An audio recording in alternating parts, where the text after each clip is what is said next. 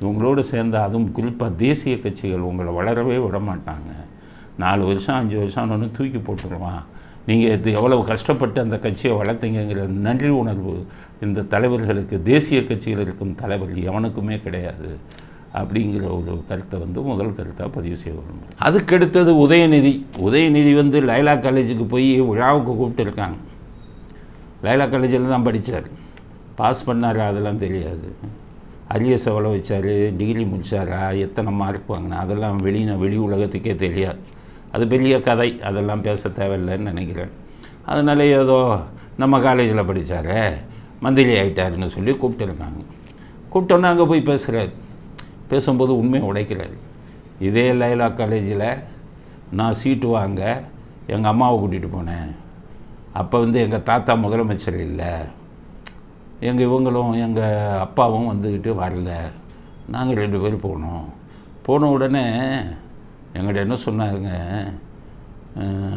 Right உங்களுக்கு சீட்டு இல்லைன்ட்டாங்க. உதயநிதிக்கு Laila college seat இல்லைன்ட்டாங்களாம். ஏன் இல்லைன்னு சொல்லியிருப்பாங்கன்னா +2ல் கேவலமான மார்க் வாங்கியிருப்பார்.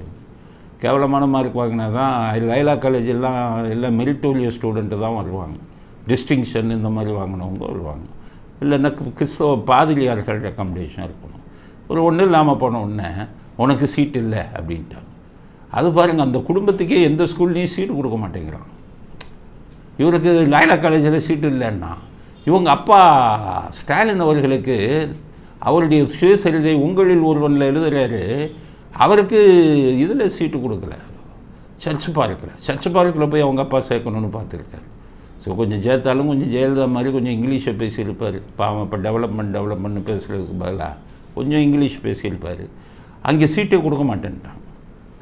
சீட்டு கொடுக்க மாட்டேன். நிறைய பேர் கேட்டாங்க, சர்ச் பார்க்கு பெண்கள் படிக்கிறது. இல்லை அது முன்னாடி சேக்ரெட் ஹையர் செகண்டரி ஸ்கூல்னு, சேக்ரெட் ஹார்ட் ஹையர் செகண்டரி ஸ்கூல்னு ஆண்களும் படிக்கலாம், அப்படி தான் இருந்தது. அதுக்கப்புறம் தான் இப்போ பெண்கள் படிக்கலாம்னு மாறிச்சு. அப்போ போய் இவங்களை சேர்த்துருக்காங்க. அப்போ போய் இவங்களை சேர்க்கும்போது உனக்கு சீட்டே இல்லைன்ட்டாங்க. யாருக்கு? அவங்க அப்பாவுக்கு. அவர் ஏன் சீட்டு இல்லைன்னு சொன்னாங்கன்னா, அவங்க பேர் என்னன்னு கேட்டாங்க. நான் ஃபில்லப் பண்ணும்போது ஸ்டாலின்ங்கிற பேர்னா சீட்டே கிடையாது. நாட்டுப்பற்று உள்ளவன். இந்த கிறிஸ்டின் ஸ்கூலாக இருந்தாலும் எவ்வளவு நாட்டுப்பற்று உள்ளவன் பாருங்கள். இந்த சர்ச் பார்க்குக்காங்க ஸ்டாலின்ங்கிறது ஒரு கிறிஸ்டின் பேர்.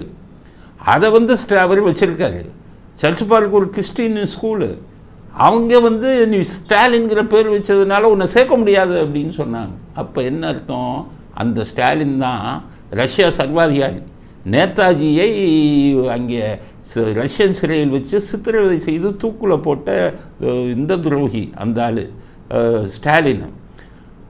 அதை சர்ச் பார்க்கில் பாருங்கள், இவர் நேதாஜியை கொண்டவர், சர்வாதிகாரி, ரஷ்யாவை சேர்ந்தவர், கிறிஸ்டினாக இருந்தாலும் இவரை ஏற்றுக்கொள்ளக்கூடாதுங்கிற நாட்டுப்பற்றோட சீட்டு இல்லைன்னு இருக்கான். ஆனால் இவங்க அப்பா ஸ்டாலின்கிற பேரை பையனுக்கு வச்சுருக்காரு. அப்போ இவ்வளோ பெரிய தேசப்பற்று உள்ளவராக இவங்க தான் தேச துரோகிகளாச்சே, சுதந்திர தினத்தை நிற்க கொடி கட்டினவங்களாச்சே, கருப்பு கொடி. இவங்களுக்கெல்லாம் நேதாஜி என்ன மாத்திரம். அதுதான் கருணாநிதி நேதாஜியை கொண்டவங்க பேரையே பையனுக்கு வச்சார். அதனால தான் சீட்டு இல்லைன்னாங்க. நல்ல வேலை சர்ச் பார்க்கு தப்பிச்சு. அதனால் இவர் வேறு ஸ்கூலில் போய் சேர்ந்தார். நல்லா ஸ்கூலில் சேர்ந்து அதுக்கப்புறம் சாதாரண காலேஜுகளில் சேர்ந்து பாவம். அதுக்கப்புறம் தான் அவருக்கு சரியாக பேச முடியாமல் ஆங்கிலத்தில் ஏதோ புத்தான்னு போயிட்டு இருக்கார். ஆனால் இவரை உதயநிதியை லைலா காலேஜில் சேர்க்க மாட்டேன்னு இருக்காங்க, எவ்வளோ சொல்லி.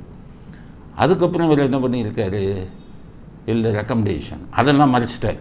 நான் பாதிரியார் ரெக்கமெண்டேஷன்லாம் பிடிச்சிட்டு போனேன். பாதிரியார் ரெக்கமெண்டேஷன் இவங்களெல்லாம் பிடிச்சிட்டு போன உடனே சரி சேர்க்குறேன்.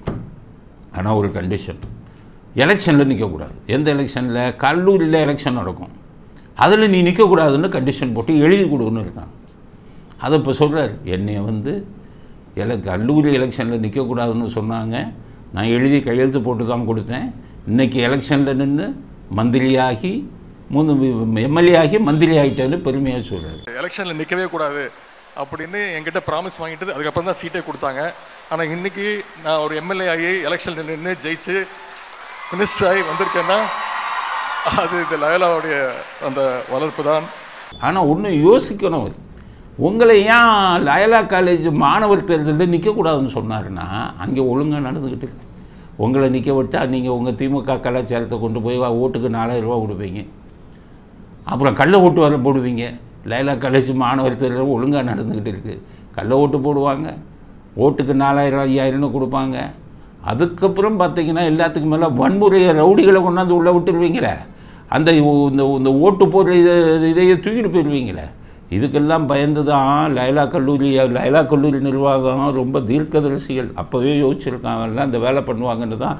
எங்கள் எலெக்ஷனில் நிற்காத, நீ வெளி எலெக்ஷனில் நின்று என்ன அயோக்கியத்தனம் பண்ணி எப்படி எங்கள் இதில் நிற்காதன்னு சொல்லி கண்டிஷனாக போட்டிருக்காங்க. அதனால் இப்போ அதே கல்லூரிக்கு அவர் மந்திரியாக போகிறார்.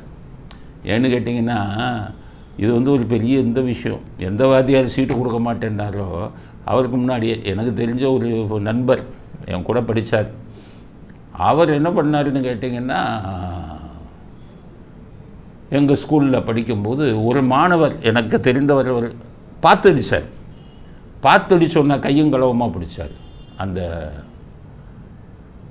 வாத்தியார் ஹெட்மாஸ்டர் கையும் களவுமாக பிடிச்சி, உன்னை ஃபெயிலு, நீ உன்னை இனிமேல் பரிசு எழுத விட மாட்டேன் அப்படின்னு சொல்லி 10th பாஸ் அவர், ஆனால் 11th ஃபெயிலுன்னு அனுப்பிட்டார் பார்த்தடிச்சதுக்காக. ஆனால் வருங்காலத்தில் என்னாச்சு, அதே மாணவர் ஒரு அரசாங்க வேலையில் சேர்ந்து ஃபிஷரிஸில் ஒரு பெரிய ஆஃபீஸர் ஆகிட்டார்.